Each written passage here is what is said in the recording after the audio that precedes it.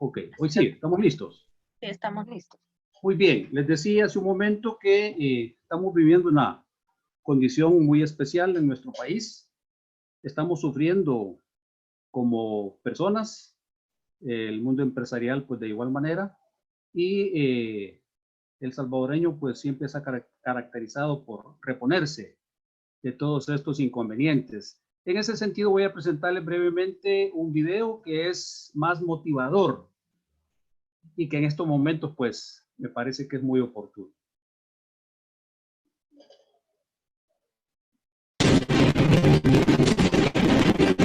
Muhammad Ali y Joe Frazier tuvieron una de las peleas por el campeonato mundial de boxeo de los pesos pesados, que es considerada una de las más duras de la historia.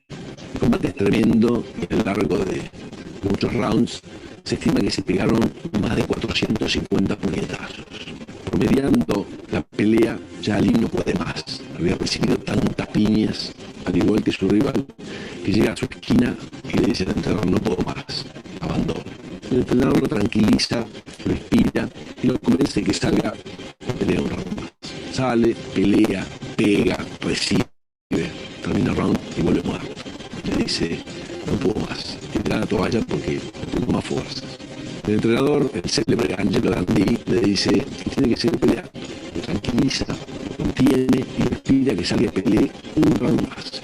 Allí no estaba convencido, pero finalmente sale como puede y pone lo mejor de sí otra vez. Recibe más trompadas, pega las que puede, termina el round y vuelve muerto. Se desparrama en la silla como puede y le dice: ya está, terminé, tirar la toalla. El entrenador lo escucha, lo contiene y finalmente le dice: te voy a pedir un solo favor. Cuando suene la campana, simplemente parate y anda al centro del ring. Él escucha y con la poquísima fuerza que le quedaba, cuando suena la campana se para y casi arrastrándose Un poco cortado, llega al o sea, centro. pero no sé si es por Y se el... produce el milagro. Y su rival, Joe Frazier, no es capaz de pararse. video. Ali es nuevamente campeón mundial. Siempre hay momentos de la vida en donde la realidad nos golpea duro. Nos sentimos morir, pero por suerte no nos morimos. Por eso la clave es ser capaces de pararnos una vez más. Bueno, a pesar de la adversidad llamada COVID-19, como salvadoreños debemos levantarnos como nación una vez más. No estamos solos, estamos ante un desafío y un reto tremendo, pero debemos levantarnos una vez más y tenemos esa capacidad. Así es de que adelante, no estamos solos, el Señor está con nosotros. Bendiciones.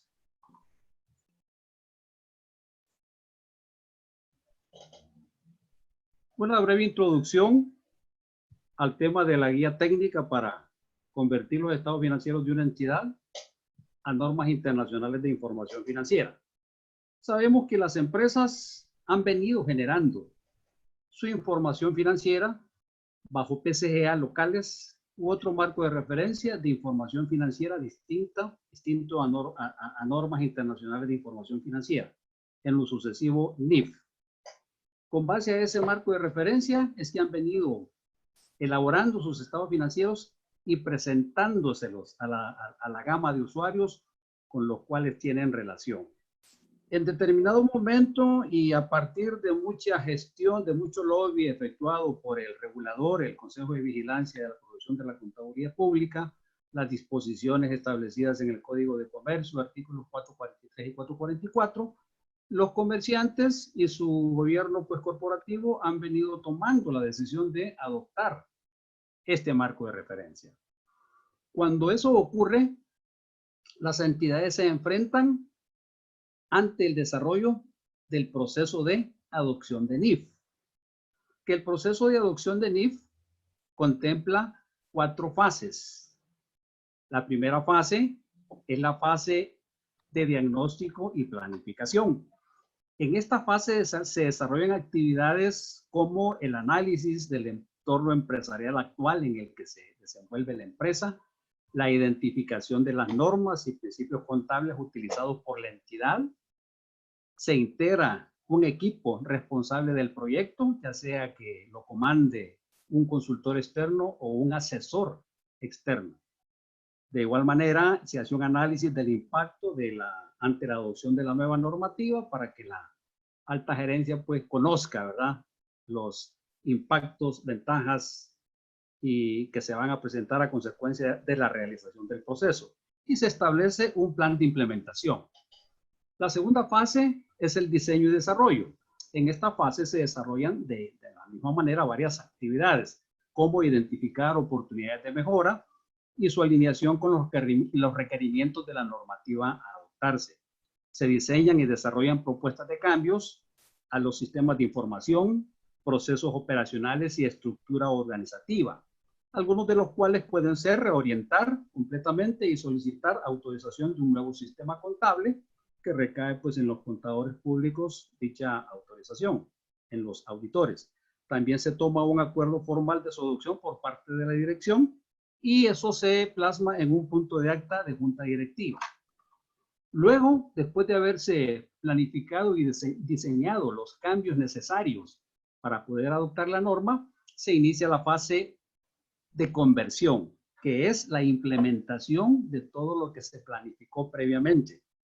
En esta fase se le da rienda suelta a la implementación de todas las medidas identificadas y analizadas previamente, adaptando los procesos, los sistemas de información y la estructura organizativa. También se establecen los ajustes cuantitativos y cualitativos que sufrirán los estados financieros bajo PCA para convertirlos a NIF. De igual manera, a consecuencia de la finalización de la conversión, se genera el estado de situación financiera de apertura. De igual manera, se prepara el informe de la transición conforme a los requerimientos de la sección 35, transición a la NIF para las pymes, y también se pueden desarrollar actividades de capacitación del personal operativo, financiero y contable en el uso de las nuevas normas para generar la información financiera. En la cuarta fase, que es el monitoreo o el mantenimiento, aquí se da el monitoreo del cumplimiento de la normativa contable adoptada previamente. Se hace una evaluación del cumplimiento de lo establecido por cada una de las normas que le son aplicables en el momento de la conversión y hay un análisis de adhesión oportuna a futuros cambios que se producirán en la normativa contable internacional, como ocurrió en el año 2017, que fue cuando entraron en vigencia los cambios a la NIF para las pymes del 2015. Y también se le da seguimiento a todos los cambios operativizados en las fases anteriores. Dentro de estas fases del proceso de adopción hay tres grandes necesidades que toda entidad debe satisfacer. El primero está relacionado a los sistemas de información gerencial, dentro de los cuales está la aplicación computarizada a través de la cual navega la contabilidad en ese momento, que hay que evaluar si el sistema contable será capaz de poder servir para generar la información financiera ya bajo NIF. Pudiese ser que se presente la necesidad de cambiar solo la aplicación computarizada contable o todo el sistema de información gerencial. Es una necesidad que tiene que ser satisfecha. La otra gran necesidad son los procesos. Se tienen que analizar los procesos operacionales, la estructura organizativa. Recuerden que hay nuevas actividades que son requeridas para generar información financiera, que anteriormente no se administraba y que hoy pues surge esa necesidad y hay que incorporar nuevas responsabilidades, nuevas actividades, inclusive se crean en algunos casos nuevas posiciones para que puedan administrar la data que servirá para efectos propiamente financiero-contables. Y la tercera gran necesidad es esa, la de convertir los estados financieros a normas internacionales. Estas tres grandes necesidades son las que se administran en este gran proceso.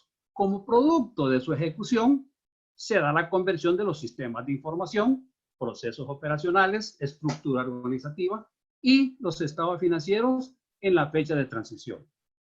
A esa fecha se genera el estado de situación financiera de apertura bajo NIF, que es el punto de partida para que la contabilidad de la entidad se inicie ya utilizando las nuevas políticas contables del marco de referencia. Recordemos que hay tres categorías de políticas en estas NIF. Políticas para presentar los estados financieros, formatos, estructura, contenido mínimo, políticas para elaborar los estados financieros, políticas de reconocimiento y medición, y las famosas políticas de revelación de la información financiera. Una vez que la entidad ha generado su estado de situación financiera de apertura, no significa que la empresa ya está bajo normas. No, colegas. Recuerden que tienen que vivir la entidad 2 años, 2 periodos contables continuos. El primero denominado periodo de transición, que se inicia el 1 de enero de un año. Ya convertido los estados financieros a NIF, se inicia la contabilidad. La información financiera del final del primer año es la que servirá de comparativo a los primeros estados financieros con arreglo a esta norma. Transcurre el primer año, periodo de transición. Al inicio del segundo es el periodo de adopción. Es el periodo al final del cual la empresa presentará sus primeros estados financieros con arreglo a las NIF. Y es ahí cuando las entidades, a través de las notas a sus estados financieros, elaboran la declaración explícita y sin reservas del cumplimiento de las NIF. Y aquí les he resumido todo lo que una empresa debe vivir para que pueda manifestar a través de sus estados financieros que ya está o se va a convertir en usuaria a partir de presentar sus primeros estados financieros con arreglo a las normas internacionales de información financiera. Nos estaremos preguntando, ¿y cuántos países han adoptado las NIF en el mundo? Bueno, de acuerdo, ¿verdad?, a la información de la Organización de las Naciones Unidas, que tiene 194 miembros, se supone que hay 194 países, incluyendo al Vaticano, que se considera un Estado soberano, y que esas son las características, ¿verdad? Estados soberanos, independientes y libres. Son 194. Lo pueden buscar en Google para que lo confirmen. Y ahí está el detalle de todos los 194 países. Pues decir, de esos 194 países, alrededor de 133 países han adoptado NIF, que en este esquema son los países que están con gris oscuro, países que requieren o permiten las IFRS.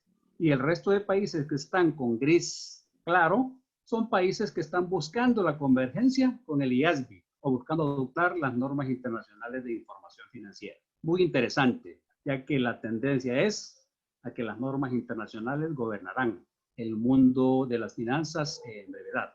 De acuerdo a las normas internacionales de información financiera, estas están orientadas a las entidades lucrativas.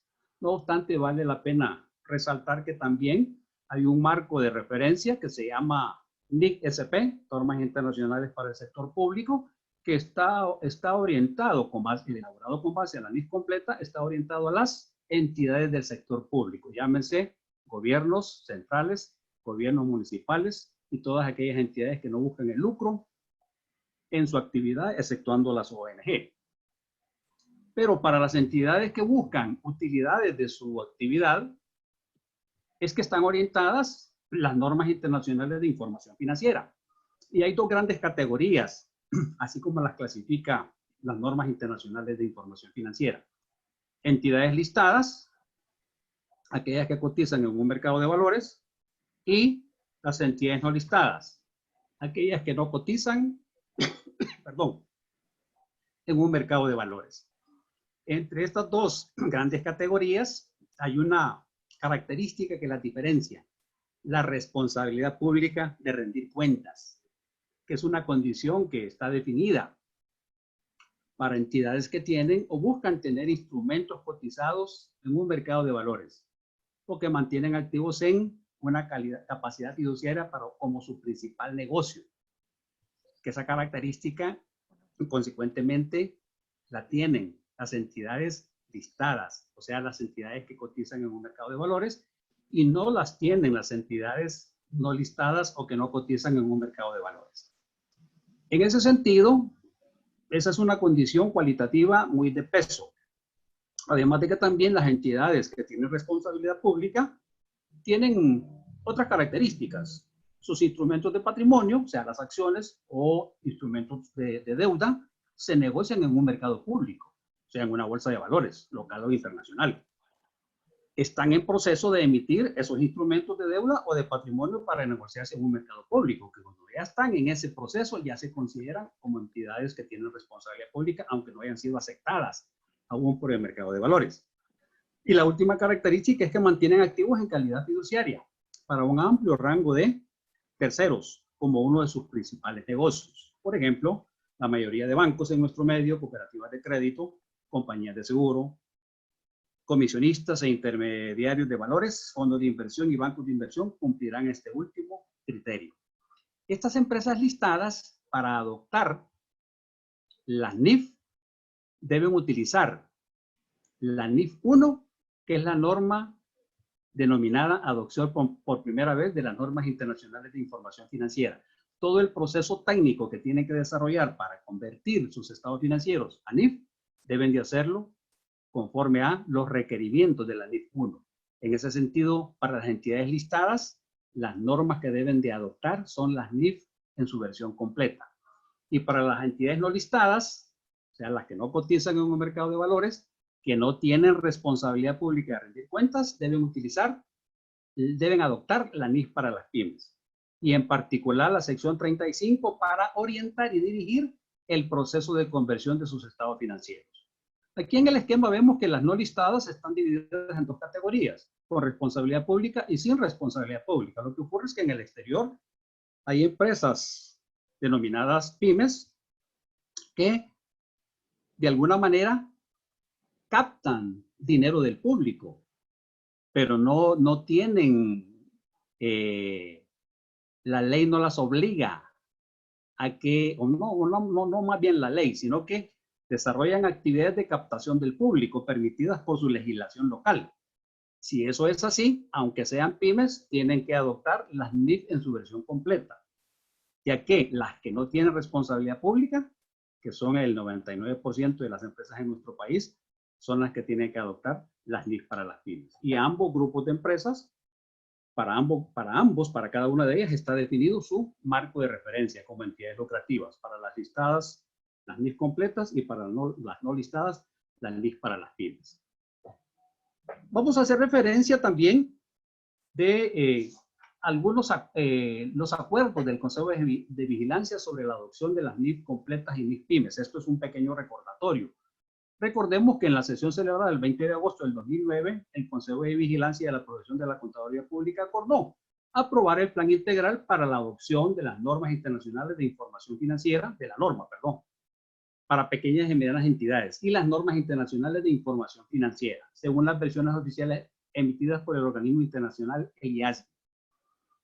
Cuando ya surgió la versión en español de la NIF para las pymes y la versión en español de la NIF completa, en sesión celebrada el 7 de octubre del 2009, nuevamente el Consejo acordó aprobar la adopción de la NIF para las pymes, versión oficial en idioma español emitida por el IASB, que es el brazo armado intelectual de la Fundación IFRS, que se encarga de elaborar, promover y divulgar estos marcos de referencia. Emitida por el IASB como requerimiento en la preparación de los estados financieros con propósito general. De igual manera, en esa sesión el Consejo aprobó la adopción de la NIF en su versión completa, versión oficial en idioma español, emitida por el IASB, de igual manera como requerimiento en la preparación de los estados financieros con propósitos de información general. Para orientar adecuadamente este proceso, el Consejo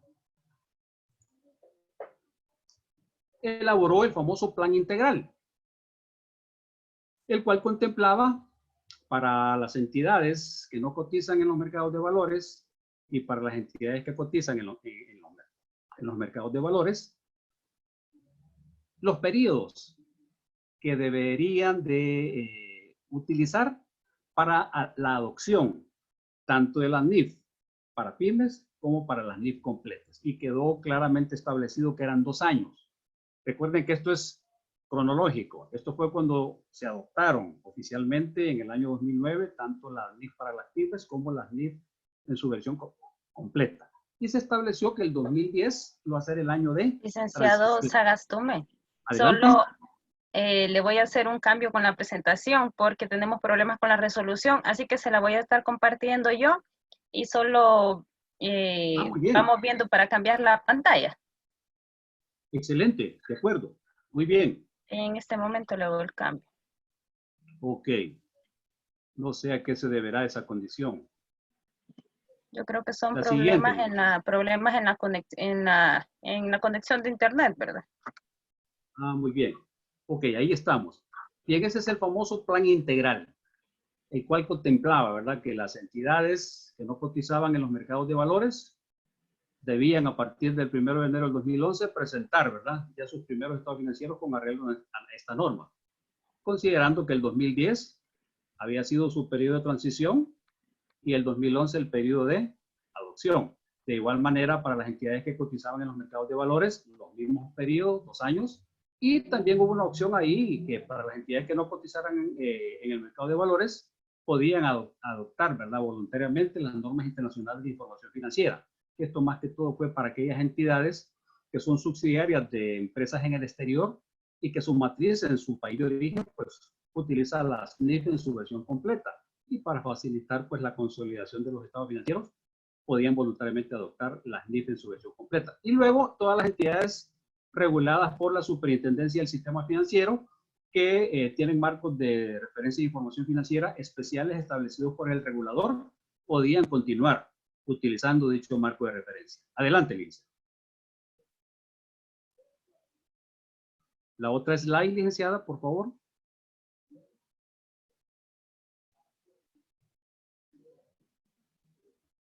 Muy bien, vamos a hacer referencia breve de algunas resoluciones del Consejo de Vigilancia de la Profesión de la Contaduría Pública y más que todo los recientes. Por ejemplo, la resolución número 9, emitida el 14 de marzo del 2018, que fue dirigida a varios actores, a los comerciantes, por ejemplo, se les informó que tenían como fecha límite hasta el 31 de diciembre del 2018 para que la información financiera fuese generada conforme a NIF Pymes, NIF completas o la micropymes. ¿Verdad? Tenían que iniciar necesariamente en el año 2018 su proceso de conversión, generando su estado de situación financiera de apertura al 1 de enero, culminando las cifras del 2018 y continuando su proceso en el 2019 para que al 31 de diciembre del 2019 ya pudiesen hacer la declaración explícita y sin reservas del cumplimiento del marco correspondiente en la elaboración de sus estados financieros. De igual manera, otra orientación dirigida a los comerciantes es que los estados financieros al 31 de diciembre del 2017 podrían prepararse bajo la base contable utilizada hasta esa fecha, que obviamente eran los PSGA, por ejemplo, ¿verdad? Que son los que más se han venido utilizando. También para los contadores hubo una instrucción que era elaborar estados financieros, debían elaborar estados financieros bajo bases contables relevantes, claramente identificadas por disposición de leyes especiales, o sea, todas aquellas entidades reguladas por la Superintendencia del Sistema Financiero, los contadores de estas entidades pues podían firmar con toda confianza y elaborar la información financiera con base a esas disposiciones de esas leyes especiales. Para los auditores también hubo una disposición que teníamos que contratar servicios de auditoría de estados financieros para ese año 2018 de estados financieros preparados bajo NIF, pymes o micropymes o bases contables identificadas en leyes especiales. ¿Cuál fue el alcance de esta disposición? Que no podíamos aceptar contratos para auditoría de entidades que no estuviesen bajo estos marcos de referencia, algo que vino a complicarnos un poquito la vida. Luego la resolución número 120 del 28 de septiembre del 2019, también hubo otras indicaciones. En primer lugar, para los auditores, una reiteración del Consejo con respecto a la disposición anterior relativa a los servicios de auditoría financiera para entidades que elaboraban sus estados financieros bajo NIF, pymes o micropymes o bases contables específicamente identificadas en leyes especiales. O sea, podíamos seguir auditando entidades que ya estuvieran bajo las NIF. Para los contadores, que se estableció un exhorto para que promuevan la adopción de la base contable de estos marcos de referencia y que comunicaran a sus empleadores los requisitos legales y contables a cumplir. De nuevo, para los auditores, que el dictamen de estados financieros debería elaborarse utilizando la NIA serie 700, si estos estados financieros hubiesen sido elaborados bajo las bases contables de NIF, pymes o micropymes, o bajo bases contables identificadas.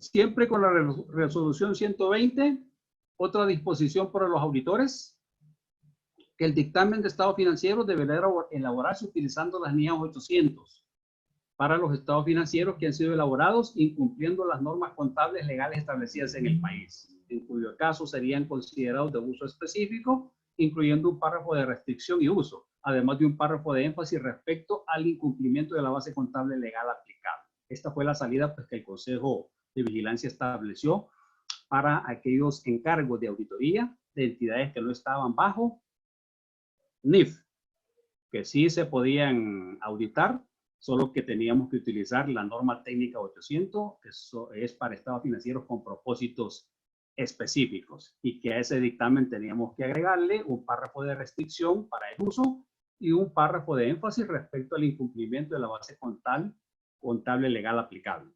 Para los comerciantes también hubo una disposición que la elaboración de los estados financieros al 31 de diciembre del 2018 con incumplimiento de las disposiciones legales aplicables no los exime de su obligación de preparar estados financieros sobre la base de las disposiciones legales. Bueno, sabemos que a estas alturas hay muchas empresas, quizás un 50% o más, que no están bajo estos marcos de referencia.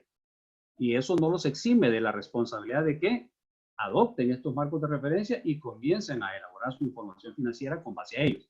En esta misma disposición 120 para los auditores hubo una disposición.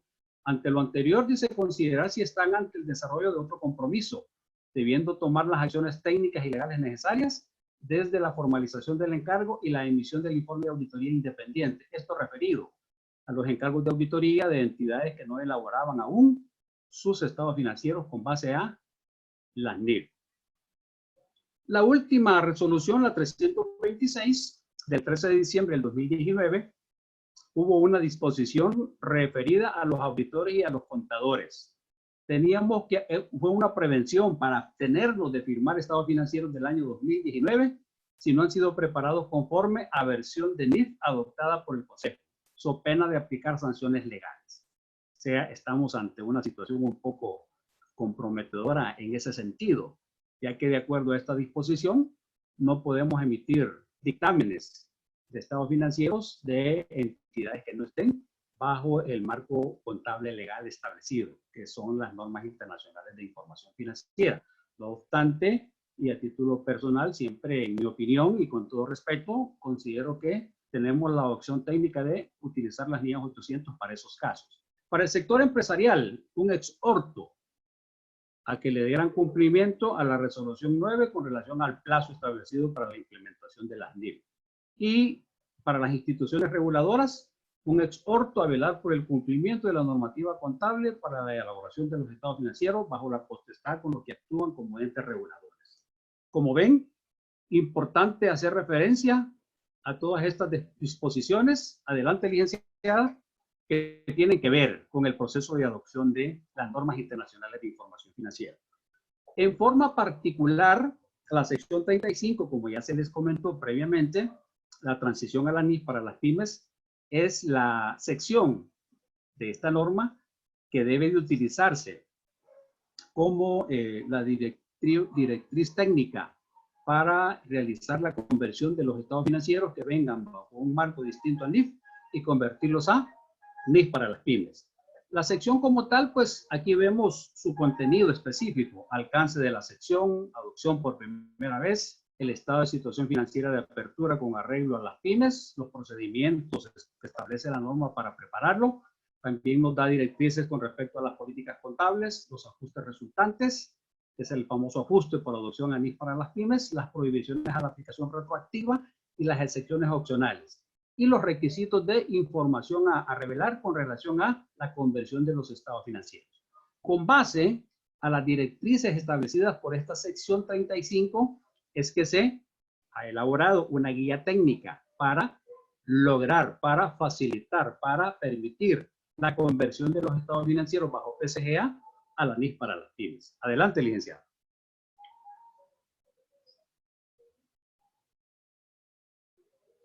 Con respecto a esta sección, importante tener claro su objetivo y alcance. ¿Cuál es el objetivo de la sección 35? Establecer el procedimiento y requerimientos técnicos que una entidad debe aplicar cuando adopta por primera vez la NIF para las pymes, para convertir sus estados financieros a NIF. Ese es el objetivo. Establece lo que debe hacerse y lo que no debe hacerse técnicamente para convertir los estados financieros bajo PCGA y convertirlos a NIF para las pymes.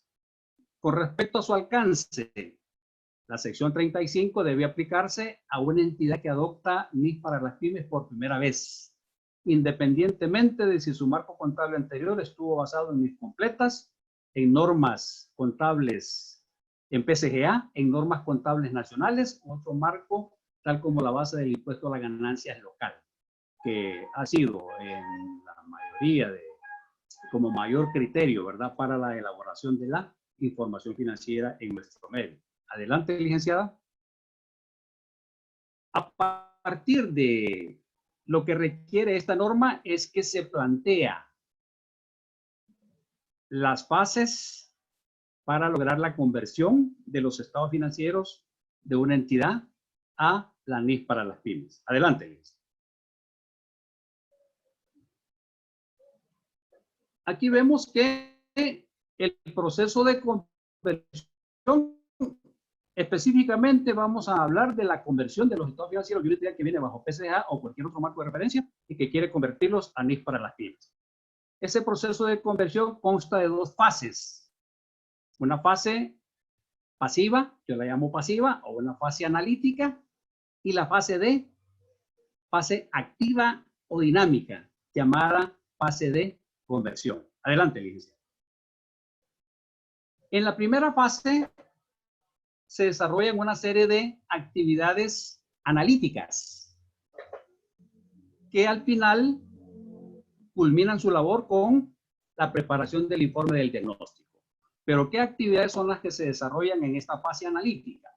La primera es identificar las fechas claves y los primeros estados financieros con base a la NIF para las pymes.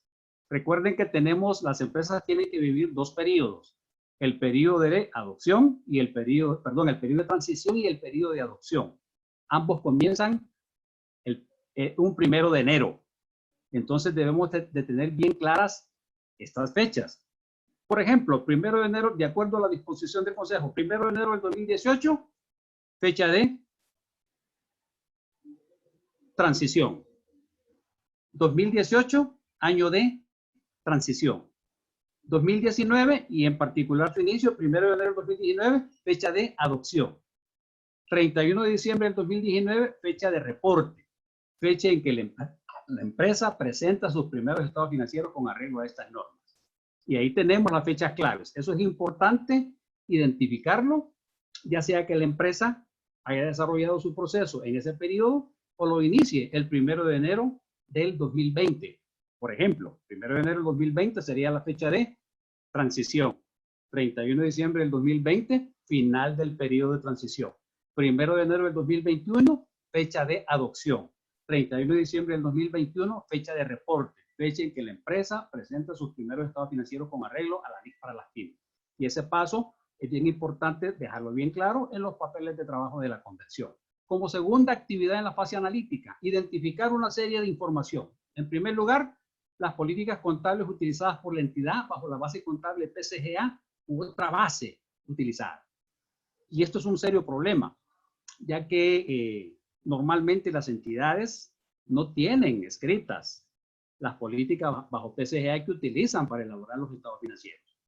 No obstante, hay que solicitarle al contador de la empresa que nos la dé por escrito y de alguna manera facilitar esa labor. Yo lo que hago es presentarles una matriz donde están las políticas bajo NIF para las pymes por cada cuenta de mayor y que ellos a la par pues describan las políticas que utilizan para reconocer y medir los hechos económicos, ¿verdad? Con base a las políticas de los PCGA.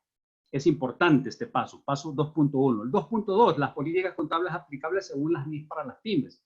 Lógicamente, cuando uno ya conoce pues la actividad a la que se dedica la empresa, sea comercial, industrial, financiera, etcétera, etcétera, y si uno está bien familiarizado con la NIF para las pymes, ya conoce, ¿verdad?, qué políticas contables de la NIF para las pymes son las que debe utilizar. y obviamente lo documenta en los papeles de trabajo.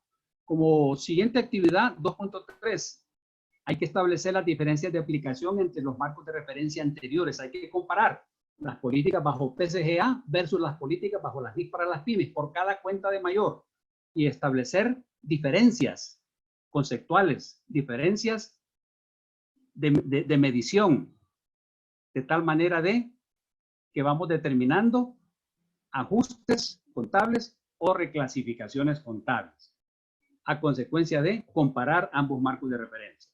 De igual manera, la siguiente actividad, la 2.4, son los aparentes no cumplimientos de las NIC para las pymes, que se hace un análisis bien concienzudo utilizando una lista de verificación o cuestionario de levantamiento de información inicial, que está basada en la NIC para las pymes, esa lista de verificación, y que es la que nos permite identificar qué es lo que la empresa, bajo PCGA, se aproxima a cumplir bajo los requerimientos de la NIC para las pymes y en qué son totalmente diferentes.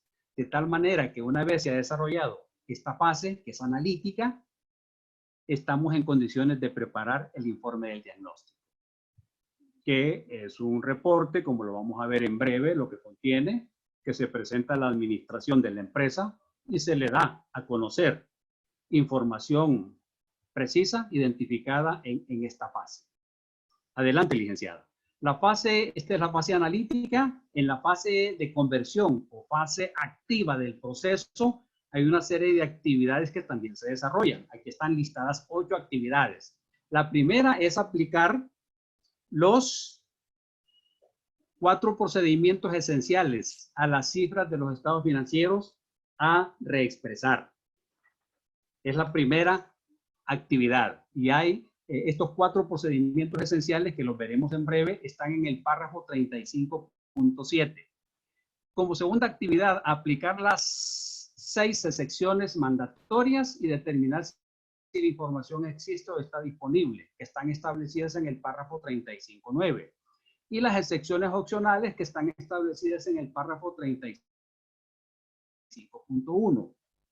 Convertir los estados financieros de una entidad a NIC para pymes, ¿qué es lo que implica? Cambiar su forma de presentación a partir del ciclo de operación, si es claramente identificable de la empresa. Presentar los hechos económicos de acuerdo a las clasificaciones que requiere hoy la NIC para las pymes. Ciertas denominaciones a las partidas. Eliminar, adicionar activos, pasivos, reclasificar, de tal manera que al final se determina las cifras de los saldos del estado de situación financiera de apertura. En concreto, ¿verdad? Con estos 3 primeros pasos, llegamos a determinar la cuantificación y operativización de las diferencias de aplicación entre las políticas contables y se hace una propuesta de ajustes y reclasificaciones contables. Con estos ajustes y reclasificaciones contables es que se convierten los estados financieros de PCGA a NIC para las pymes. En la actividad número 5, determinación del balance de apertura a la fecha de transición a las NIC para las pymes. Una vez desarrollados los procedimientos anteriores, ya estamos en condiciones de presentar el balance de apertura. Luego viene identificar las divulgaciones que requiere el párrafo 35.12 para elaborar el informe de la transición a la NIC para las pymes, que la sección 35 establece qué es lo que hay que revelar, qué es lo que hay que divulgar con respecto al proceso de conversión de los estados financieros y que se hace a través de las famosas conciliaciones del patrimonio y las conciliaciones del resultado, que en breve lo veremos. Luego, la actividad número 7, preparar y presentar a la dirección de la empresa el informe de la transición a la NIC para las pymes.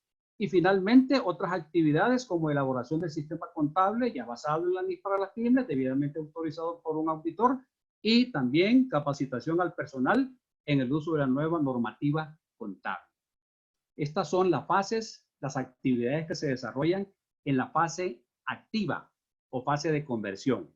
Una vez se han completado estos procesos, ya la entidad genera su estado de situación financiera de apertura. Con respecto a las fechas claves, haciendo alusión a lo que acabamos de revisar, las fechas claves son importantes definirlas en cada proceso de de adopción. Siempre con base a la resolución del Consejo, 1 de enero del 2018, fecha de transición. 1 de enero del 2019, fecha de adopción. Y 31 de diciembre del 2019, fecha de reporte.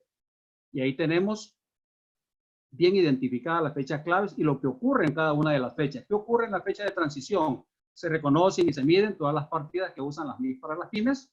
Los estados financieros al 31 de diciembre del 2017 se convierten a NIF para las pymes. El cambio se da a partir del 1 de enero del 2018. Las cifras al 31 de diciembre bajo PCGA quedan intactas. Se cierran los libros legales, así como venían. El cambio es a partir del 1 de enero. Los ajustes para conversión se registran el 1 de enero del 2018. Esto no hay que entenderlo literalmente, ya que los ajustes se dejan identificados en el informe de la transición a la NIF para las pymes, los ajustes y las reclasificaciones contables, y quedan descritos en el informe. No obstante, lo que se registra contablemente ya es el balance, el estado de situación financiera de apertura, bajo el nuevo sistema contable que se le ha autorizado para que la entidad pueda elaborar su información financiera con base a la NIF para las pymes. De igual manera, se genera el balance general de apertura bajo las NIF para las pymes. Todo eso ocurre en la fecha de transición. Desde la fecha de transición hasta que la empresa va a completar su proceso, se adopta la versión de la NIF para las pymes que esté vigente. En este momento es la edición 2015, no obstante que ya está en proceso la segunda revisión integral de la NIF para las pymes, para lo cual han pedido comentarios y observaciones hasta el 31 de octubre. Ya está en proceso esa segunda revisión integral. El 1 de enero del 2019, ¿qué ocurre? Al 31 de diciembre del 2018 ya se presentaron el primer año con cifras comparativas de NIF para las pymes al 31 de diciembre del 2018. Las cifras al 31 de diciembre del 2018 ya están bajo las NIF para las pymes, pero no son los primeros estados financieros con arreglo a esta norma. La empresa tiene que vivir el periodo de adopción, iniciando el 1 de enero del 2019 y culminando el 31 de diciembre del 2019, que es la fecha de reporte, que es la fecha en que se emiten los primeros informes según las NIF. Se seleccionaron las políticas. Desde que se inició el proceso, se usan las normas vigentes, versión en español al 31 de diciembre del 2017, y se generan los primeros estados financieros según las NIF para las pymes, ya con información comparativa generada bajo el mismo marco de referencia. Y a través de las notas a los estados financieros, se hace la famosa declaración explícita y sin reservas del cumplimiento de las NIF para las pymes. Adelante, licenciada. Este es un modelo de una matriz comparativa de políticas contables para que, bueno, aquellos colegas que ya tienen conocimientos y experiencias en esto, pues les parecerá muy familiar. Y es una hoja de trabajo, donde en la primera columna, que es lo que visualizamos, la política contable bajo PCGA, que se aplica a la cuenta de efectivo y equivalentes al efectivo. Aquí casualmente esta empresa que venía bajo PCGA utilizaba términos o denominaciones de partidas muy equivalentes a la NIF para las pymes. ¿Qué tenemos en la primera columna de la matriz? La política de reconocimiento y medición del efectivo y equivalentes y los saldos en esa cuenta que estaban vigentes al 31 de diciembre de la fecha en referencia, que dice 2018 y 2017. Ahí vemos los fondos en bancos, cuentas de ahorro, depósitos a plazo, etcétera, etcétera. Esas son las cifras sujetas al análisis. Luego en la segunda columna, que es la columna de en medio, dice política contable NIF pymes. ¿Qué encontramos ahí? La política que corresponde a esa partida de efectivo y equivalentes al efectivo establecida por la NIF para las pymes. En este sentido, con respecto al efectivo y equivalentes, la sección 7 y la sección 11 establecen las políticas de reconocimiento y medición de dichas partidas. ¿Y qué ocurre en la tercera columna? Dice que diferencias de aplicación. Al analizar las políticas bajo PCGA versus las políticas bajo la NIF para las pymes, logramos identificar diferencias de aplicación en ambos tipos de políticas contables, lo que nos permite identificar en qué se diferencian las políticas bajo PCGA de las políticas bajo la NIF para las pymes. Y veamos los ejemplos que aquí se ilustran. Probables diferencias de aplicación. Por probable ajuste al saldo de la cuenta de caja general debido a valores no liquidados durante enero de 2019.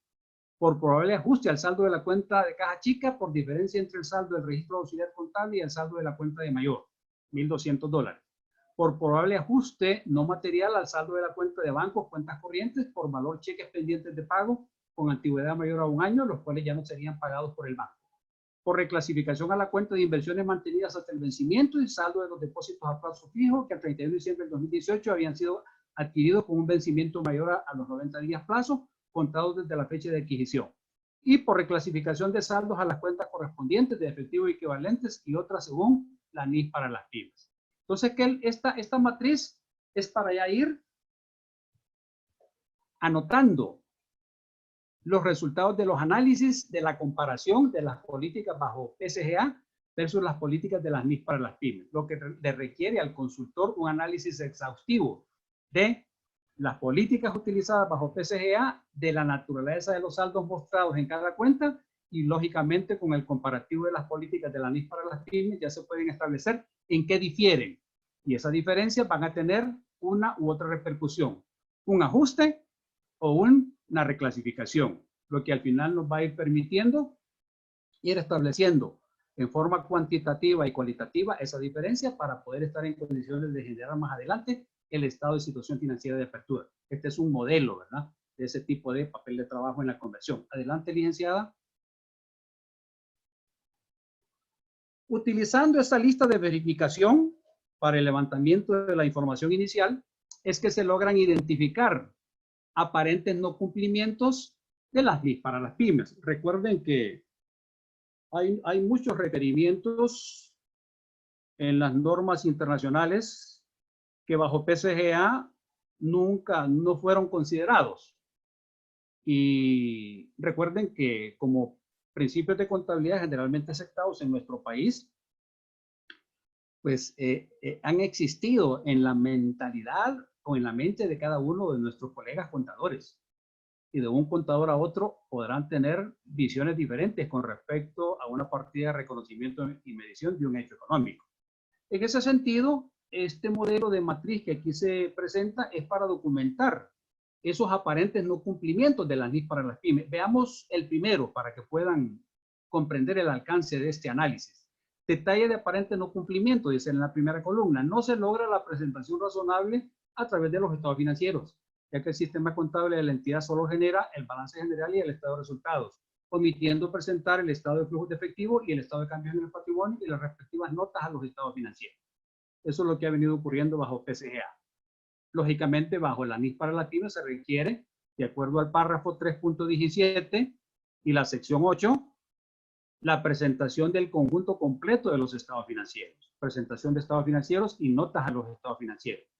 Obviamente, ¿cuál es el impacto de ese aparente no cumplimiento a nivel de información financiera? Es un impacto alto, porque ha sido práctica en nuestro medio que solo las entidades han venido presentando el balance general y el estado de resultados. El auditor, por cumplir la normatividad técnica, que es la guía, se ha visto en la necesidad de elaborar el flujo de efectivo, el estado de cambios en el patrimonio y las notas, para que su dictamen vaya con la información completa, ¿verdad? Pero el marco de referencia, llamado NIF para las pymes, requiere que una empresa que adopta este marco de referencia tiene que presentar el conjunto completo de los estados financieros. ¿Qué es lo que dice en la última columna? La empresa, para adoptar la NIF para las pymes, ¿qué es lo que tendrá que hacer? Medida a adoptar, dice, asumir la responsabilidad de presentar el conjunto completo de estados financieros conforme a lo requerido en el párrafo 3.17 y sección 8, notas a los estados financieros. Y ese es un ejemplo. Otro ejemplo es los activos y pasivos por impuestos diferidos. Bajo PSGA no han sido requeridos, bajo la NIF para las pymes sí son requeridos. Y a consecuencia de esa guía o lista de verificación es que se logran identificar todos los aparentes no cumplimientos y que al final en la matriz se establece la medida que la empresa va a adoptar para poder estar en condiciones de elaborar su información financiera cumpliendo con todos los requerimientos de la NIF para las pymes. Adelante, licenciado. Este es un modelo. El informe del diagnóstico, se los había comentado anteriormente, y esto no es este es un modelo, es una propuesta del contenido del informe del diagnóstico. Informe del diagnóstico, proceso de adopción de NIF pymes, distribuidora Sonia y Manolo SASB, febrero del 2018. Los nombres obviamente son ejemplificativos. ¿Qué es lo que debe de contener como mínimo un informe de diagnóstico? Podrá contener más, pero como mínimo una carta de presentación del informe del diagnóstico. Las políticas contables basadas en las NIF para las pymes aplicables a la operación de la entidad. Como parte de ese trabajo analítico se logra identificar qué políticas contables de presentación, de elaboración y de revelación de información financiera deberá utilizar la empresa ya utilizando la NIF para las pymes. De igual manera, las diferencias entre la práctica contable actual y las NIF para las pymes. Impacto sobre los saldos de los sobresaldos de los estados financieros y otras áreas operativas. Opciones de políticas contables sobre la presentación de los estados financieros. Y un anexo dice requerimientos de información para la continuidad del proceso. Esto es como mínimo lo que un informe del diagnóstico debe de presentarse y que es la culminación de la fase pasiva o analítica del proceso de conversión de los estados financieros. Adelante, licenciada. Los 4 procedimientos esenciales que toda entidad debe de aplicar para establecer los ajustes y reclasificaciones, aquí los tenemos. Están contemplados en el párrafo 35.7.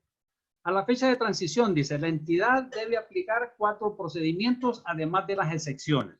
¿Cuáles son estos 4 procedimientos? Reconocer activos y pasivos requeridos por las NIF para las pymes.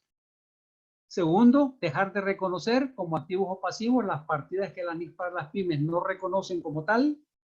Tercer procedimiento, reclasificar los activos, pasivos y componentes del patrimonio neto reconocidos según PCGA anteriores de acuerdo a los criterios de la NIF para las pymes. Y el cuarto procedimiento, aplicar la NIF para las pymes en la medición de todos los activos y pasivos reconocidos, que yo le denomino la remedición. Estos 4 procedimientos son esenciales. Hay que aplicarlos, además de las excepciones, a cada saldo de cuenta mostrada en los estados financieros sujetos a la conversión. Recuerden que en este proceso de conversión, si bien es cierto, se desarrollan muchos procedimientos como auditor, no es una auditoría, es una consultoría. Y no podemos hacerlo bajo bases selectivas. Tenemos que analizar todos los saldos de cuenta que estén clasificados como activos, todos los que estén clasificados como pasivos, los que estén clasificados como patrimonio, los ingresos, costos y gastos reconocidos y medidos en el ejercicio anterior. Y utilizando estos procedimientos es que, junto a las excepciones, es que vamos estableciendo esos ajustes y reclasificación. Un ejemplo de cada uno de los procedimientos es el siguiente. Reconocer activos y pasivos requeridos por la NIF para las pymes. Ejemplo, activos que representan beneficios económicos que no se encuentren registrados, tales como propiedad, planta y equipo, activos intangibles, etc. Bajo PCGA no ha sido rutina reconocer, por ejemplo, impuestos diferidos. Y la NIF para las pymes requieren que se reconozcan los impuestos diferidos en la fecha de transición. No obstante, hay una excepción que permite no hacerlo en la fecha de transición, pero sí a lo largo de los 2 años en que se desarrolla la conversión. Dejar de reconocer como activos o pasivos las partidas que la NIF para las pymes no reconocen como tal, dice. En ese sentido, hay ciertos activos que pueden estar reflejados en el estado de situación, en el balance general sujeto a la conversión, o pasivos, pero que la NIF para las pymes no los reconoce como tales y que en consecuencia tienen que ser ajustados o reclasificados si cumplen la condición de ser activos y pasivos. Luego, todos aquellos activos y pasivos que pasen la prueba de ser activos, de ser pasivos, de ser componentes del patrimonio, pero que, de acuerdo a la NIF para las pymes, tengan que estar clasificados de una manera diferente, se reclasifican. Y es el tercer procedimiento, reclasificar los activos y pasivos y componentes del patrimonio neto reconocidos según PCG anteriores de acuerdo a los criterios de la NIF para las pymes. Y finalmente, la remedición. Por ejemplo, la entidad puede tener un edificio que lo registró desde un principio bajo PCGA al costo de adquisición. ¿Qué ocurre en la fecha de transición? Podemos asignarle o bien el costo atribuido o bien el valor razonable. En ese sentido, hay una excepción que me permite asignar el valor revaluado o el valor razonable a un elemento de propiedad, planta y equipo. Y si se decide hacerlo, se aplica el ajuste y se remide ese activo y se ajusta para efectos de presentarlo ya remedido en el estado de situación financiera de apertura. Muy bien, adelante, licenciado. Luego vienen, a la par de estos 4 procedimientos esenciales, también los procedimientos, las prohibiciones. Tenemos 2 tipos de excepciones. Sé que son procedimientos para preparar los estados financieros a la fecha de transición. A estos 6 aspectos que vemos aquí se le llama prohibiciones. ¿Cuál es el enfoque de la norma? Miren, en las transacciones que tengan que ver con la baja en cuenta de activos y pasivos financieros, con contabilidad de coberturas, con estimaciones contables, con las operaciones discontinuadas, con la medición de participaciones no controladoras o con los préstamos del gobierno, no haga nada. Dice, en la adopción por primera vez de esta norma, una entidad no cambiará retroactivamente la contabilidad llevada a cabo según su marco de información financiera anterior para ninguna de las siguientes transacciones. Recuerden que convertir los estados financieros es, como lo dije al principio, tomar, analizar cada cuenta de activo, pasivo y patrimonio y analizarla detenidamente y, obviamente, convertirla, ajustarla, reclasificarla y que ya aparezca en el estado de situación financiera adecuadamente presentada y adecuadamente medida. Esa es en sí la conversión, pero la sección 35 establece estos procedimientos para facilitar esa conversión y no complicarnos la vida cuando estamos en ese trabajo. En ese sentido, las prohibiciones indican en estas transacciones, en los saldos que ustedes encuentran vinculados a estas transacciones, no hagan nada. No obstante, hay que leer cada prohibición porque tiene directrices que hay que considerar para efectos de determinar si la transacción que estamos analizando sufrirá un ajuste o una reclasificación. Por ejemplo, las estimaciones contables. ¿Qué ocurre con las estimaciones contables? ¿Qué dice la norma? Déjenlas como vengan. Si vienen establecidas las depreciaciones de los elementos de propiedad, planta y equipo en particular, sabemos que la práctica en nuestro medio ha sido reconocerlas y medirlas aplicando los porcentajes del artículo 30 de la ley del impuesto sobre la renta. Si las depreciaciones de los elementos de propiedad, planta y equipo han sido establecidas bajo ese criterio, la norma dice, más bien no lo dice la sección 35, está en el módulo de formación. Ahí dice que esa es evidencia de error. Si la medición no es congruente con los criterios de la NIF para las pymes, esa es una evidencia de error. Y en esta prohibición, ahí sí hay que hacer un trabajo. Hay dos caminos para solucionar ese problema. Recalculamos las depreciaciones conforme al criterio de vida útil, que es el tiempo que la gerencia estima que el bien le va a prestar servicio y en ese tiempo lo deprecia, o reevaluamos los bienes para mostrar un saldo ajustado. Esa es la estimación. Y así como en las otras, hay que leerlas detenidamente para determinar con certeza lo que debemos o no debemos de hacer para ajustar el saldo de la cuenta o reclasificarlo. Adelante, licenciado. La otra categoría de excepciones son las excepciones opcionales, que están en el párrafo 3510, que son alrededor de 15 excepciones opcionales. ¿Cuál es el enfoque de la norma con estas excepciones opcionales? Hay que leerlas detenidamente, hay que leer la información financiera para identificar cuáles de estas excepciones podrían aplicarse a ciertos saldos de cuenta. ¿Y cuál es el enfoque con estas excepciones opcionales? Primera opción, aplíquenlas todas. Si hay saldos de cuenta vinculadas a cada excepción, apliquen la excepción a los saldos de cuenta relacionados. Apliquen algunas o no apliquen ninguna. Hay 3 caminos para aplicar las excepciones. Y tenemos una serie de excepciones. Una de las más comunes y que más suena pues en estos temas es el valor razonable como costo atribuido, por ejemplo, o la revaluación como costo atribuido. Hablemos del valor razonable como costo atribuido de un edificio, por ejemplo, de un terreno. Pudiese ser que el valor en libros esté al costo histórico del terreno, $20,000, pero ese terreno vale $80,000 en estos momentos. Entonces la norma me da la opción que en la fecha de transición yo le pueda asignar el valor razonable como costo atribuido obtenido a través de un informe pericial o haber obtenido ese precio del mismo mercado. De tal manera de que ya teniendo el valor razonable, yo pueda ajustar el valor en libros del edificio o del terreno y ya lo presento reevaluado en el estado de situación financiera de apertura. O la reevaluación como costo atribuido también es otra opción. Y así sucesivamente. ¿Cuál es el detalle en estas excepciones? Que para cada saldo de cuenta que analicemos, sujeto a la conversión, hay que relacionar la excepción con la que está vinculado. Y al hacer el análisis del saldo de la cuenta, considerar si la excepción la vamos a aplicar o no la vamos a aplicar, de tal manera de que esto tenga un efecto de ajuste o una reclasificación. Adelante, licenciado. La siguiente slide tiene que ver también con estas categorías de secciones.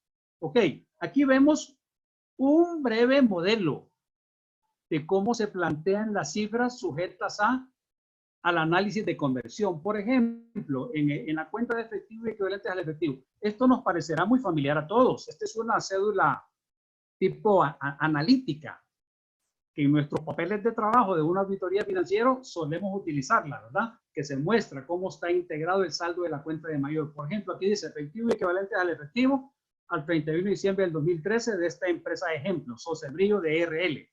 ¿Cómo estaba integrado el saldo de esta cuenta?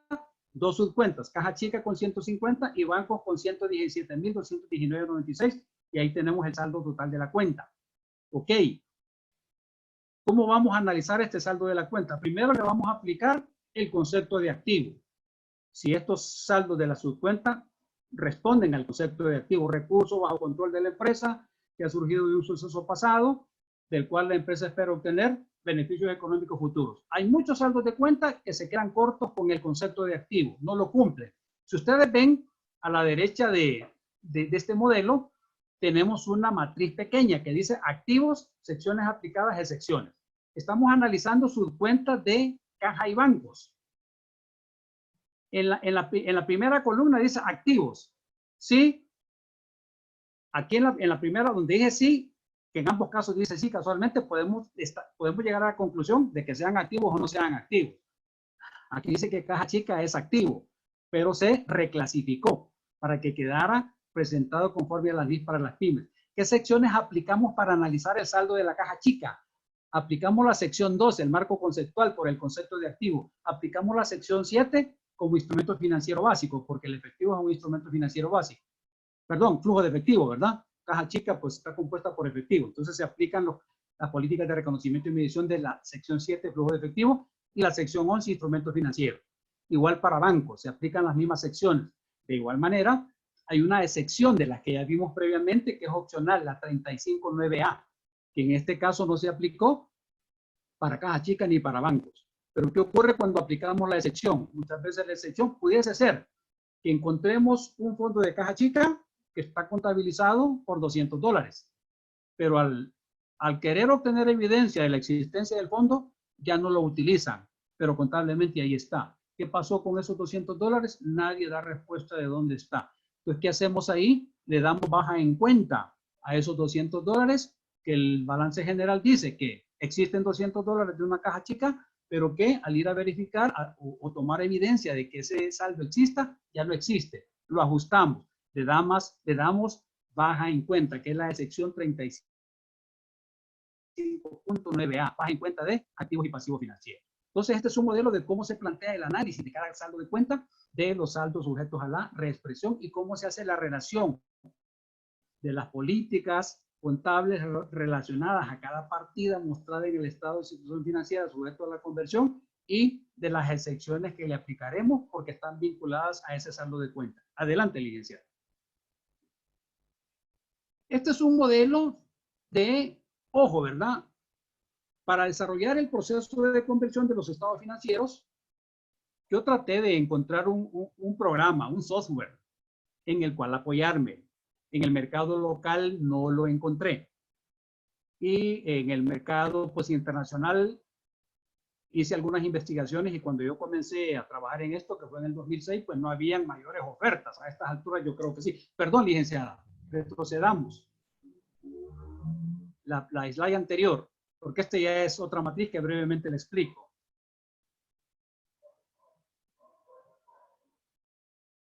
No, la anterior. Disculpe. Vamos a la anterior. ¿La anterior? Ahí estamos.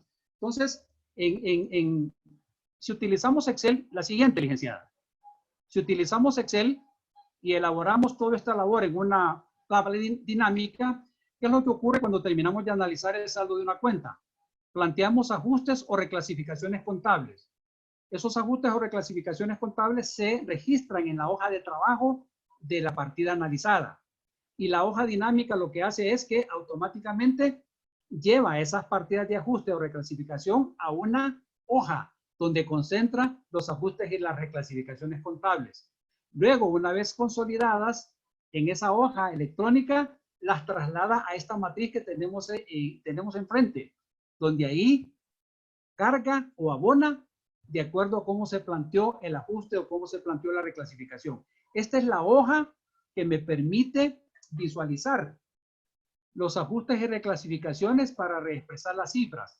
¿Qué tenemos en esta matriz? Tenemos los saldos de los estados financieros sujetos a la reexpresión, que en este ejemplo están referidos al 31 de diciembre del 2013. En la primera columna, ¿qué es lo que vemos? Los elementos de los estados financieros, activos, pasivos y patrimonio, los rubros, las cuentas y las subcuentas y los saldos correspondientes. En la segunda, tercera, cuarta y quinta columna, ¿qué es lo que vemos? Los cargos y abonos.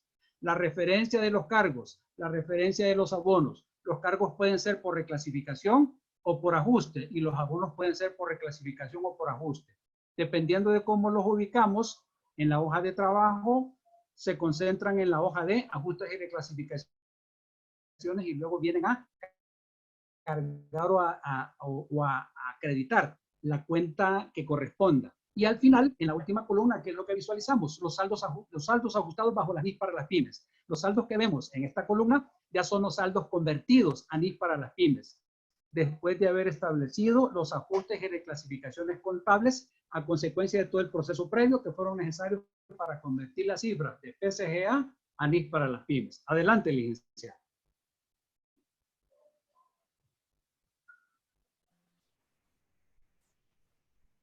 Bien, y finalmente, ¿qué es lo que vemos aquí? Ya el estado de situación financiera de apertura al 1 de enero del 2014.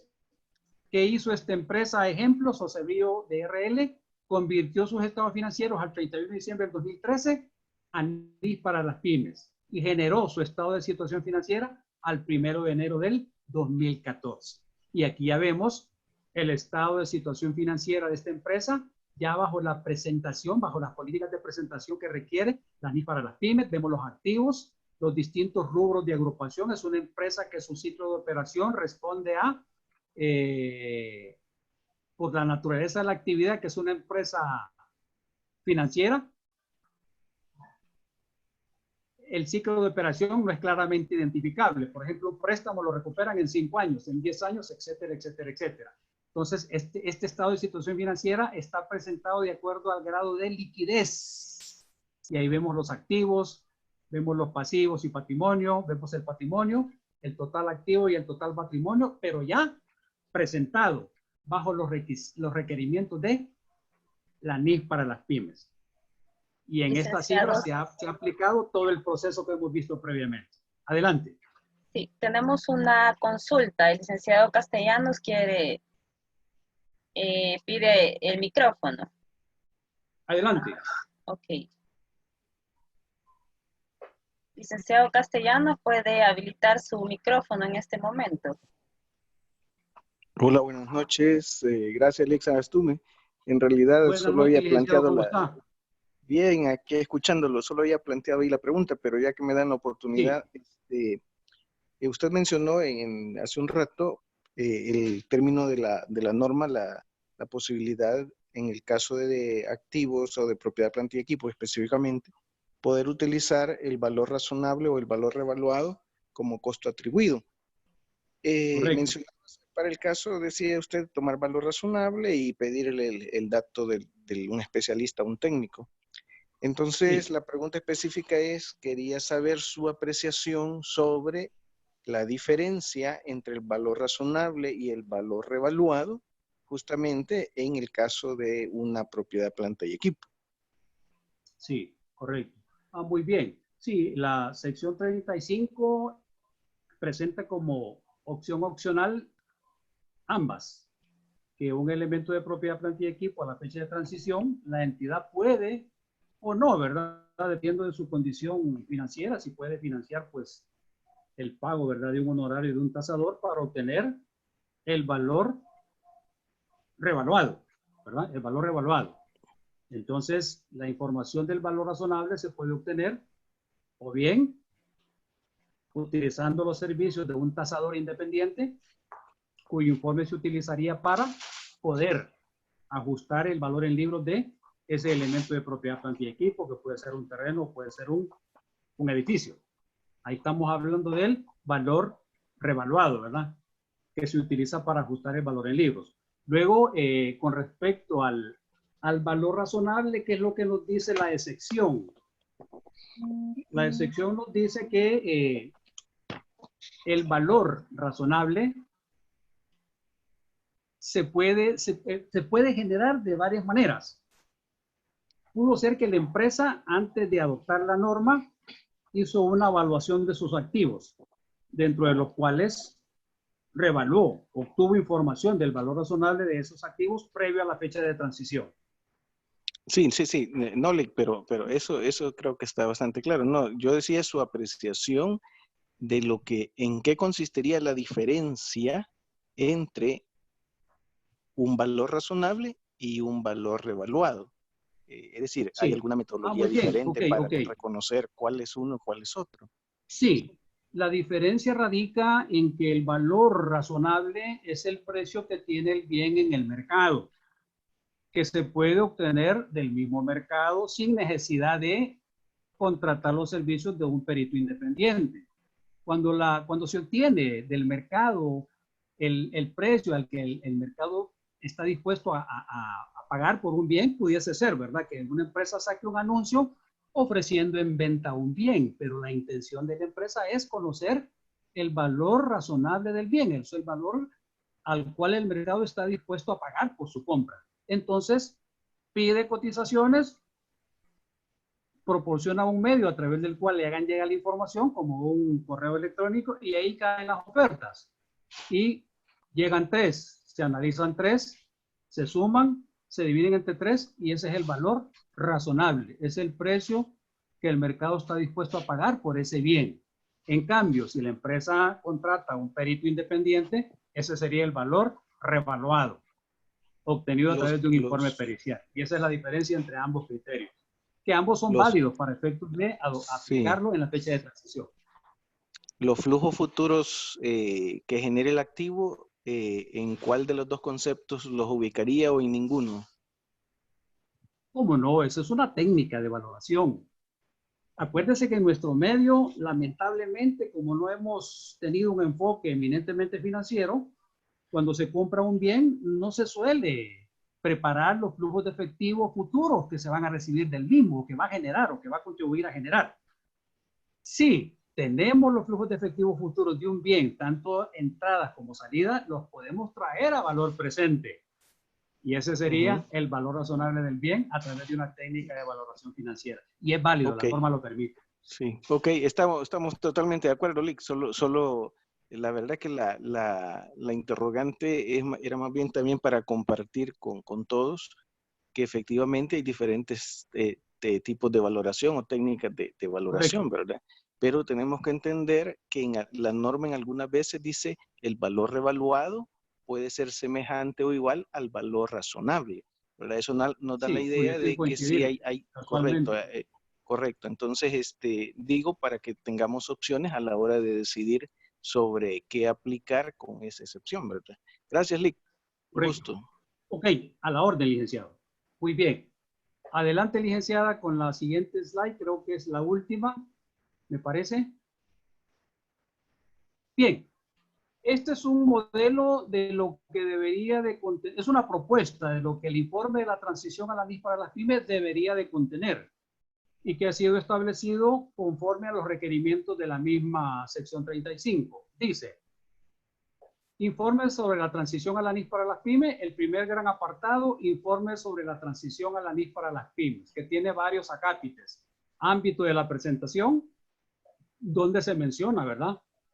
¿Por qué es que la empresa está presentando ese informe de la transición a la NIF para las pymes, que son requisitos del párrafo 3512 de la NIF para las pymes? Luego, el marco legal de la implementación de la NIF para las pymes, En este acápite se habla de los requerimientos del Consejo de Vigilancia, los requerimientos de los párrafos 443 y 444 del Código de Comercio, que son los que requieren que un comerciante, ¿verdad?, elabore su información financiera conforme a la NIF para las pymes o la NIF completa.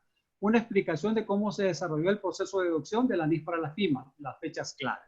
Estos tres grandes acápites son los que integran el informe sobre la transición a la NIF para las pymes. Luego viene otro apartado, impactos preliminares por la adopción de la NIF para las pymes, donde se explican los principios para la preparación del balance reexpresado con base a la NIF para las pymes, que es lo que vimos previamente. Los 4 procedimientos, la aplicación del marco conceptual, conceptos de activo, pasivo, patrimonio, ingresos, costos y gastos, los 4 procedimientos esenciales y las excepciones. Y también se presenta en este apartado un análisis de los principales cambios contables que va a sufrir la empresa ya para elaborar sus estados financieros conforme a la NIF para las pymes.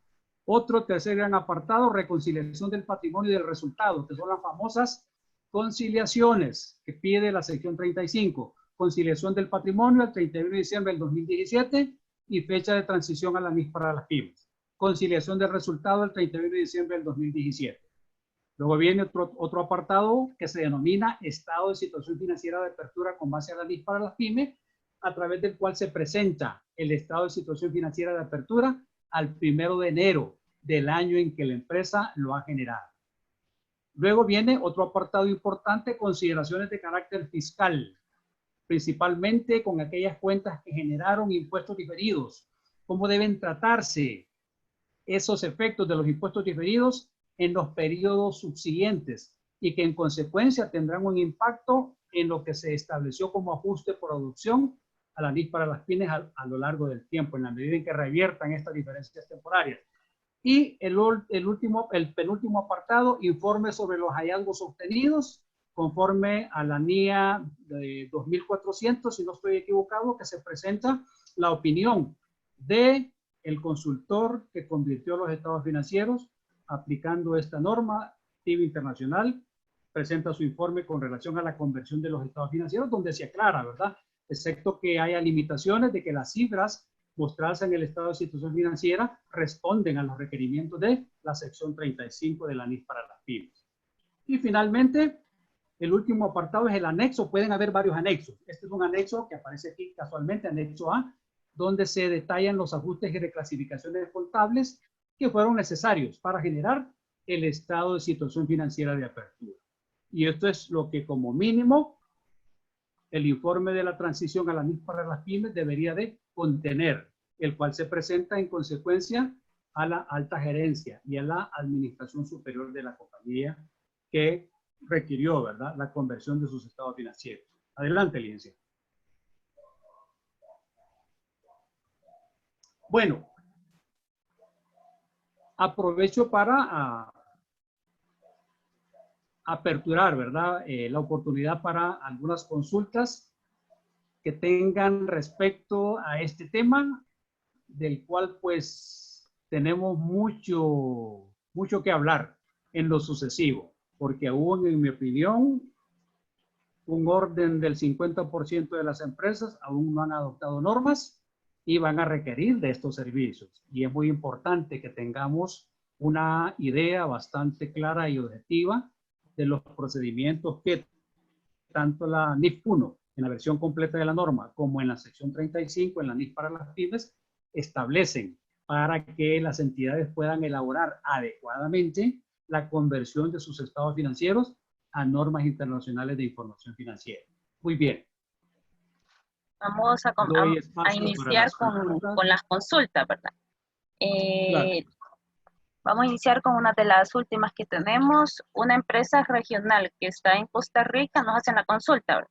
Y es casa matriz, sí, que sus estados financieros están en base PCGA y cierran en noviembre y en El Salvador al 31 de diciembre del año X.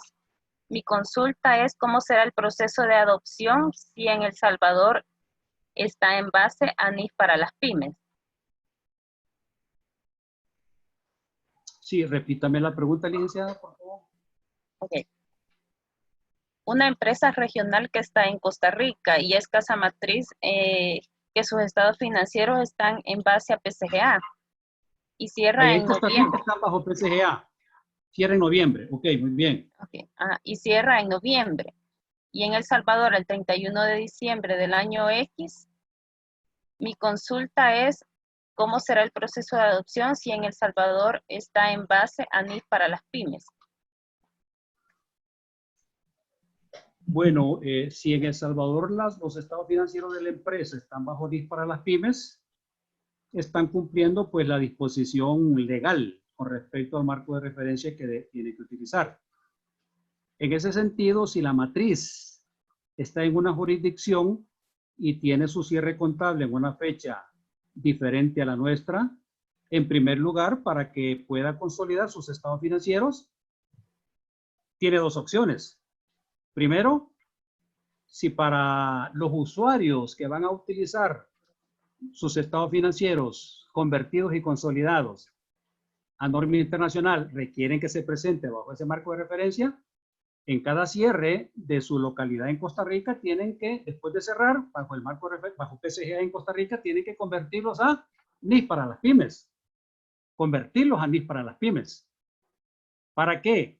Cuando su subsidiaria en El Salvador, que tendría que hacer necesariamente un corte al 30 de noviembre para efectos de reportar a la matriz y que pueda consolidar a la misma fecha en referencia que lo está requiriendo la matriz.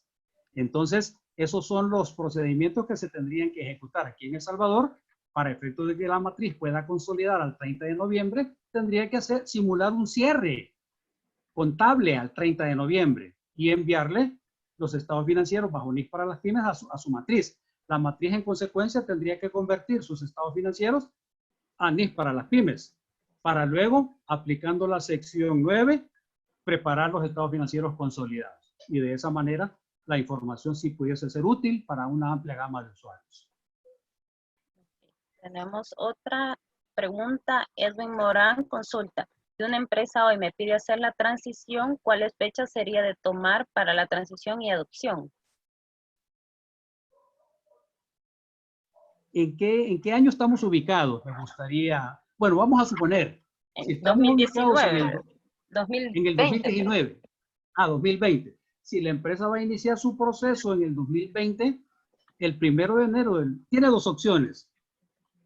Ver hacia adelante, que es lo que yo generalmente recomiendo, ver hacia adelante. No obstante, la empresa pudiese tener el interés de completar su proceso en el 2020. Pero veamos primero la opción de ver hacia adelante. El 1 de enero del 2020 sería la fecha de transición. Los estados financieros al 31 de diciembre del 2018 se convierten a NIF para las pymes. Se genera el estado de situación financiera de apertura el 1 de enero del 2020 y comienza su contabilidad bajo NIF para las pymes. Llega el 31 de diciembre del 2020, final de la transición, y el 1 de enero del 2021, fecha de adopción.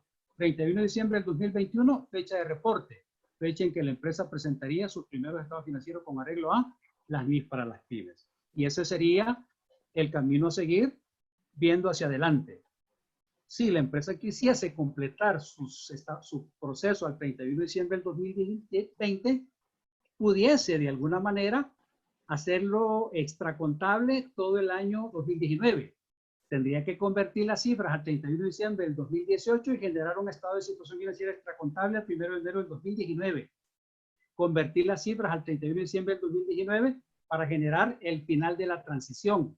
Y ese estado de situación financiera al 1 de enero del 2019 sería el punto de partida para que la contabilidad se inicie el 1 de enero del 2020, ya bajo la NIF para las pymes. Y la contabilidad del 2020 sería en vivo, todo el periodo.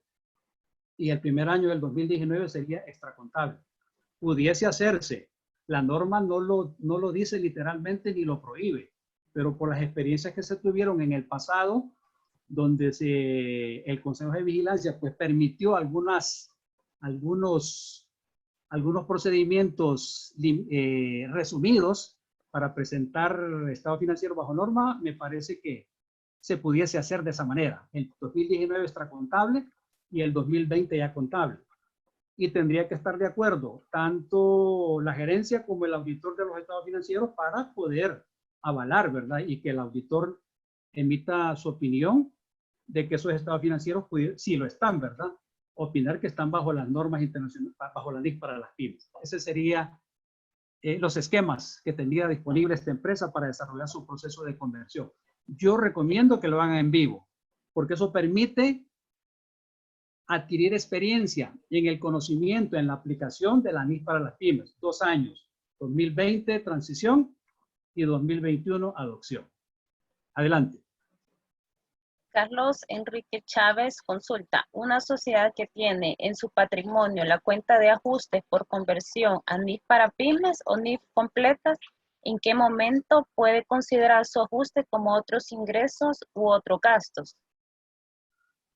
Muy interesante la pregunta, pero hay que tener mucho cuidado en ese detalle, ya que la cuenta de... Voy a poner algunos ejemplos para que se pueda comprender.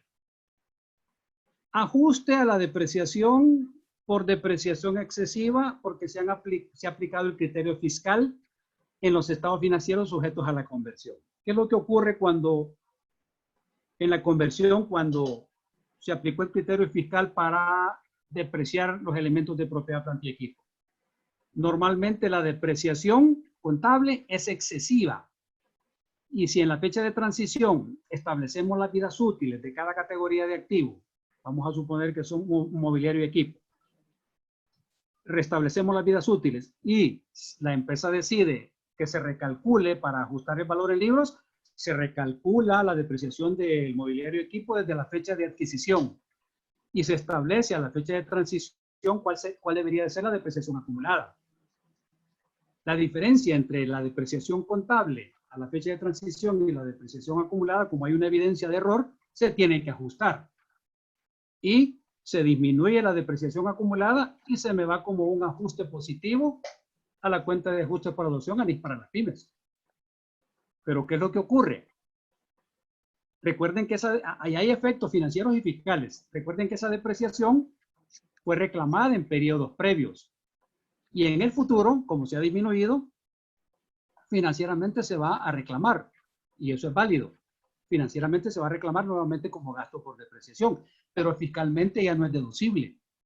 En consecuencia, en la fecha de transición, tengo que reconocer el pasivo por el impuesto sobre la renta diferido, porque en lo sucesivo, desde el año de la transición, cuando yo reclame nuevamente esa depreciación, va a ser fiscalmente no deducible y voy a pagar impuestos sobre la renta.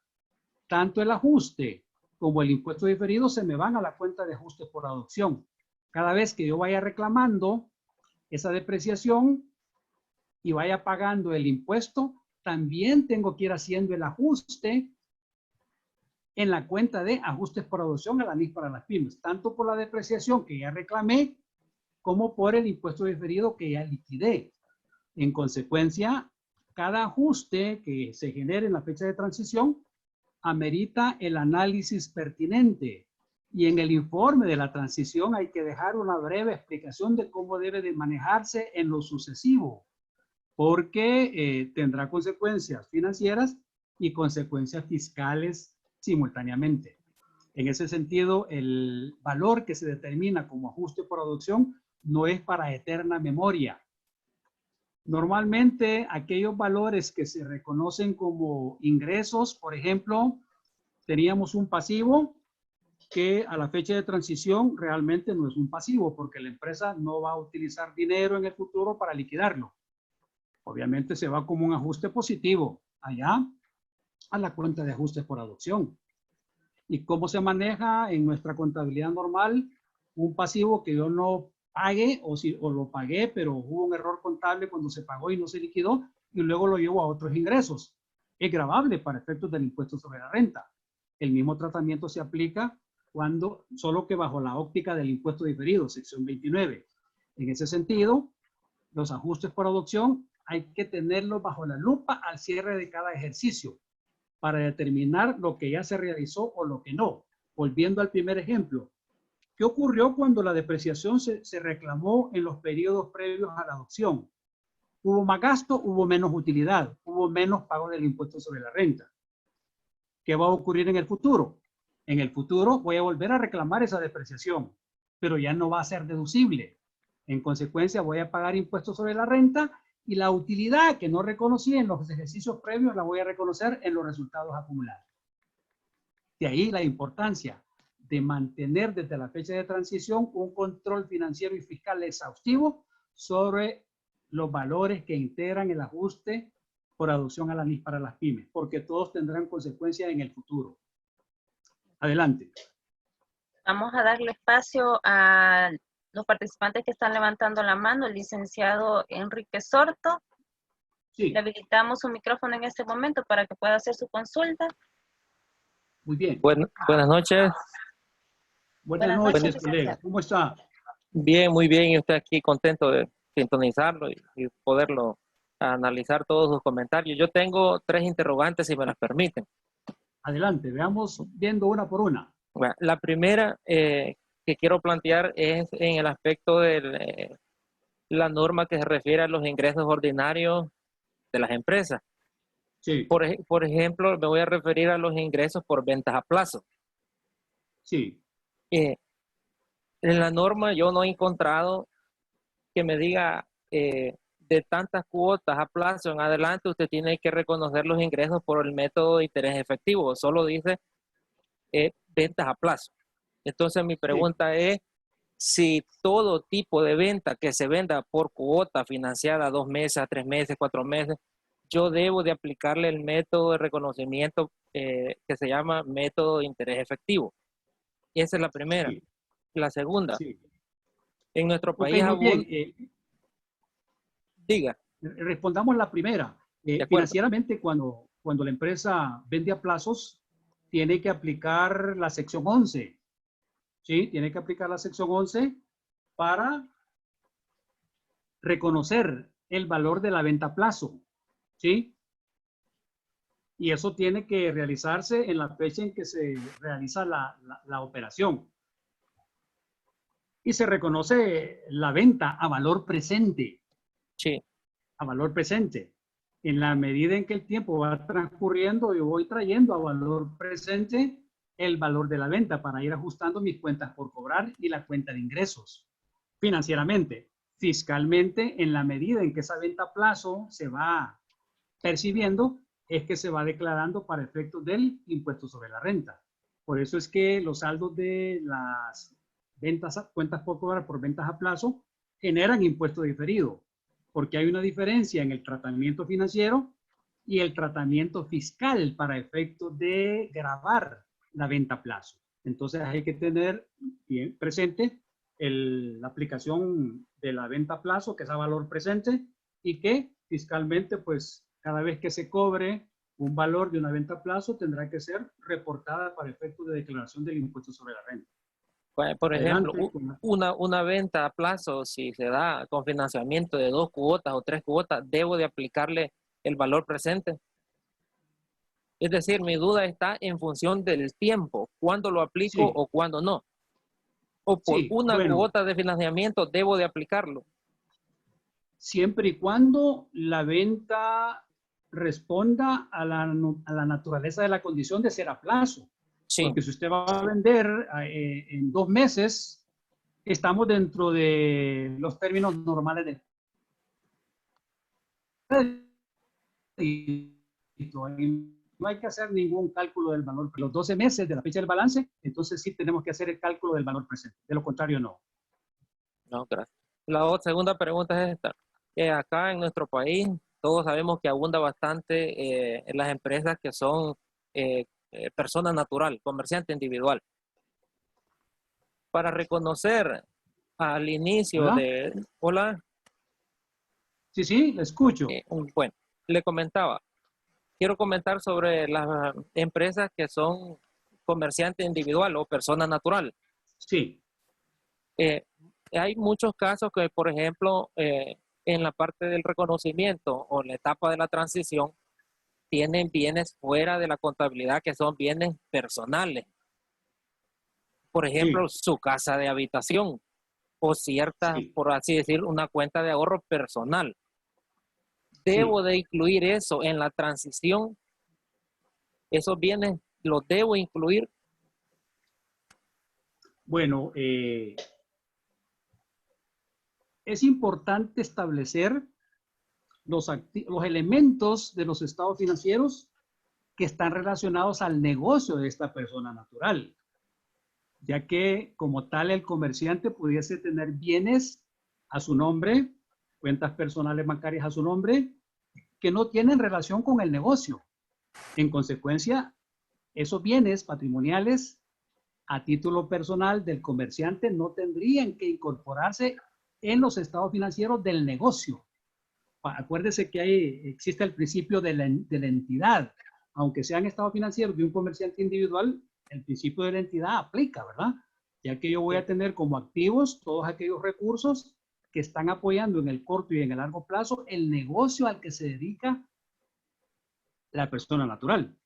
Y todos los efectos de activos, pasivos, patrimonio, ingresos, costos y gastos relacionados al negocio tienen que formar parte de sus estados financieros.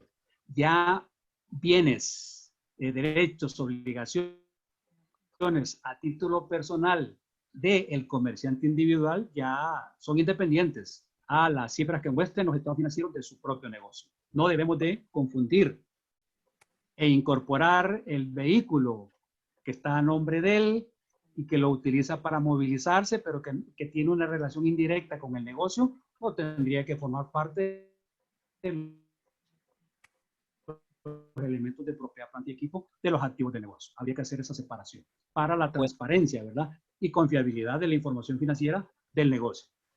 Bueno, muchas gracias. Parece que le falta una tercera consulta, colega. Bueno, no si sé. hay tiempo, lo hago. Es la siguiente. En la parte del patrimonio, por los ajustes de la conversión, pueden salirnos valores positivos, valores negativos, de acuerdo a los ajustes y las reclasificaciones que se hagan en el estudio. Mi pregunta es así. ¿La cuenta en el patrimonio por ajustes de conversión es una cuenta de mayor que debe de ir en el sistema contable o solamente se maneja fuera del catálogo de cuentas y se le van haciendo los ajustes cuando sean necesarios? Bueno, muy bien. La sección 35 nos plantea que el efecto de la conversión de los estados financieros tiene que afectar las utilidades acumuladas. O sea, usted, si le damos aplicación literal a lo que establece la sección 35, yo puedo establecer a nivel de subcuenta y no como cuenta de mayor, en la cuenta de resultados acumulados, una subcuenta que diga ajustes por adopción. Subcuentas, pérdidas, subcuentas, ganancias. ¿Ya? Hay que separarlas. Me queda claro. Es una forma de presentación. En lo personal, para efectos de una mejor revelación y transparencia, yo sugiero que se cree la cuenta de mayor en el catálogo de cuentas. Ajustes por evaluación y cambios de valor. Cuenta de mayor. Y la subcuenta, ajustes por adopción a normas para las pymes, pérdidas y ganancias. Las dos opciones son válidas, solo que cuando la cuenta de mayor existe dentro del patrimonio como cuenta de mayor, en mi opinión es más favorable para efectos de transparencia y revelación y para efectos de un mejor control interno de esos saldos que generaron el ajuste, por lo que dije previamente. Bueno, muchas gracias, licenciado. Le agradezco mucho. A la orden. Gracias. Y ya por el tiempo, solo vamos a responder una pregunta más del chat. Muy bien. ¿Es posible que la cuenta ajustes por el proceso de transición a la NIF para las pymes, en el caso de tener efecto negativo en el patrimonio, puede ser liquidado por decisión de los accionistas, por ejemplo, contra reserva legal o contra utilidades acumuladas? Bueno, de hecho, si cuando como consecuencia de un proceso de adopción se va a, bueno, algo que aprovecho para comentar. El valor de los ajustes por adopción, siempre que una empresa adopte normas, habrá un ajuste por adopción. Dependerá de cómo se manejó la contabilidad en el pasado. Si fue manejada muy bien bajo criterio financiero, siempre habrán ajustes y serán por montos menores. Si la contabilidad se manejó muy mal, los ajustes tenderán a ser materiales y significativos. En ese sentido, cuando ya se genera el estado de situación financiera de apertura y vemos que el ajuste es negativo y se come el patrimonio, hay que advertirle a la administración de esa empresa los cursos de acción que se disponen para efectos de toma de decisiones. Pudiese ser que a una empresa no le convenga realizar el proceso de conversión, más bien le convenga de todo lo bueno que sí tiene, de acuerdo a la NIF para las pymes, la entidad en sus estados financieros, cree una nueva sociedad con esas cifras y liquide la anterior. Obviamente, costo-beneficio, hay que evaluar qué nos sale más barato, porque un ajuste negativo en el patrimonio, pues, a consecuencia de la adopción de la norma, puede afectar la condición mercantil de la entidad y puede hacerla caer en la famosa quiebra técnica. Entonces, ese aspecto también hay que tomarlo muy en cuenta para efectos de toma de decisiones. Okay. Ya por la hora creo que nos vamos a quedar hasta este momento, licenciado. No sé si podemos responder, yo le envío las consultas que han quedado pendientes para que usted pueda darle respuestas y se las compartimos a los participantes con el material. Sí, con gusto, no hay problema. Podemos proceder de esa manera. Va a ser un porque gusto aún para mí quedaron, atender estas consultas. ok, porque aún quedaron varias interrogantes que responder, Ok. pero siempre por el tiempo no logramos abordar el 100% de las consultas. Ok, muy bien, licenciada, podemos proceder, no hay problema. Okay. Bueno, entonces llegamos al fin de este seminario. Gracias al licenciado Sergio Sagastume por habernos acompañado, por el tiempo, por haber desarrollado este tema tan polémico en este momento. Sí, claro. Y a cada uno de los participantes por estar hasta este momento en sintonía y habernos acompañado desde un inicio del seminario. Sí, yo solo quiero agregar mi agradecimiento por la consideración y estamos para servirles, que esta sea la primera de muchas. Gracias, Muchas licenciado. gracias, a la orden y buenas noches. Muy buenas noches Para a todos. Feliz fin de semana.